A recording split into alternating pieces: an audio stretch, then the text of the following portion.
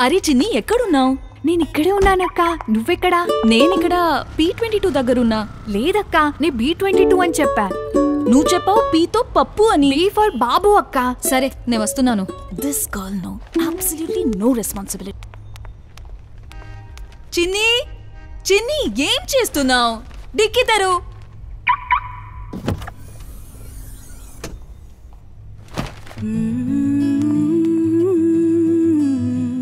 ప్రతిసారి నువ్వు నవ్వుతుంటే ప్రేమ కలుగుతుందే.